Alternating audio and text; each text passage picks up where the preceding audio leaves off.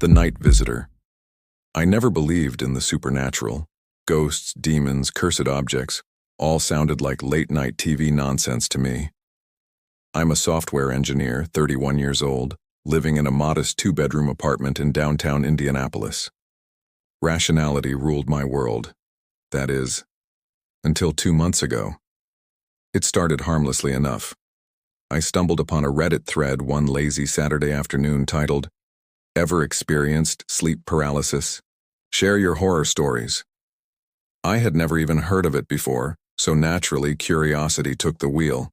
I read about people waking up frozen, unable to move, only to find shadowy figures hovering over them. Some said they heard whispers, others felt clawed hands pressing on their chests. One story described a woman who saw her deceased grandmother crawling across the ceiling.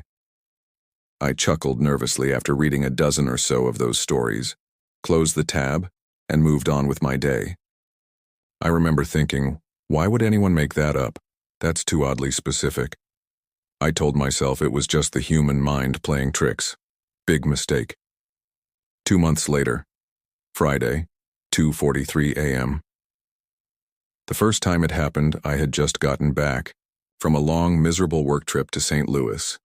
My car, a 2015 silver Toyota Camry with a dented passenger door and a perpetually blinking check engine light, barely made it back through the storm. The highway was a mess. Trees bending in the wind like broken limbs, rain slashing against the windshield, and thunder cracking like an angry god.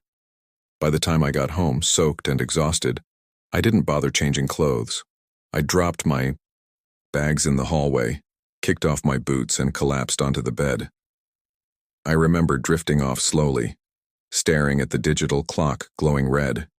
2:43 a.m. Then I woke up. At least, I thought I did. I was lying on my back, which is strange, because I never sleep that way and I couldn't move. My limbs were locked in place. My chest felt like a stone slab was placed over it. At first I thought maybe I was just sore from the drive. But then I noticed the silence. I live in a city and there's always some noise. Sirens, dogs barking, cars. But in that moment, there was nothing. Not even the whir of the ceiling fan. Just dead. Suffocating quiet. That's when I saw it.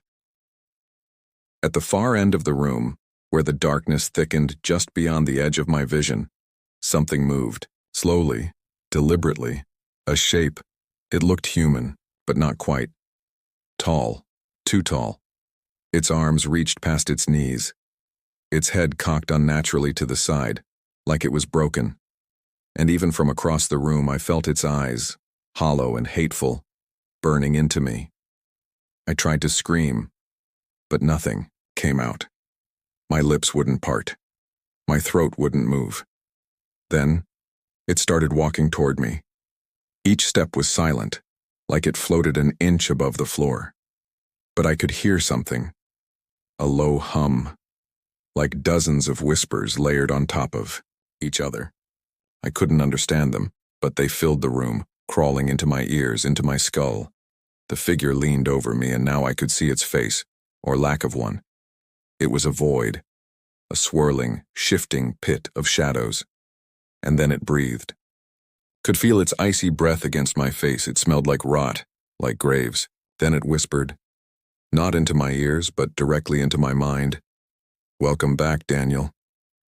I snapped awake, drenched in sweat. My clock blinked 2:44 a.m. Only a minute had passed. My body screamed with tension. I rushed to the bathroom and stared at myself in the mirror. I looked off. My eyes were sunken. My skin was paler than usual.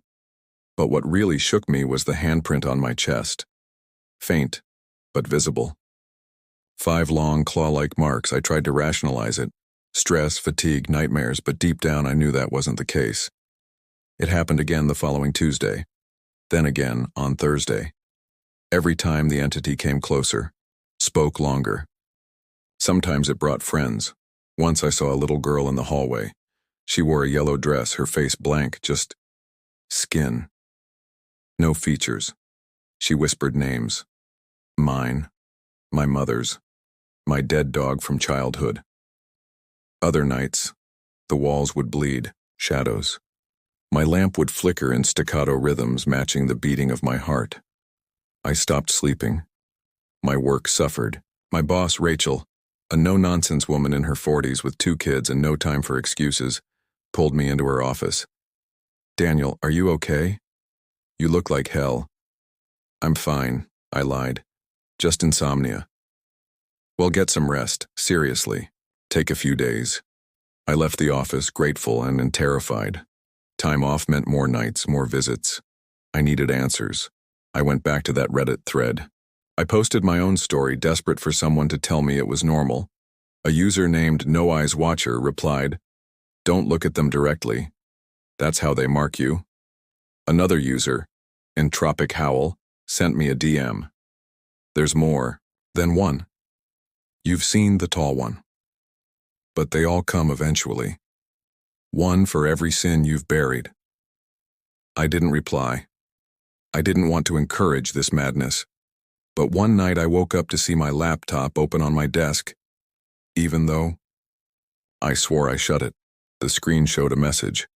"You invited us in, Daniel. You opened the door."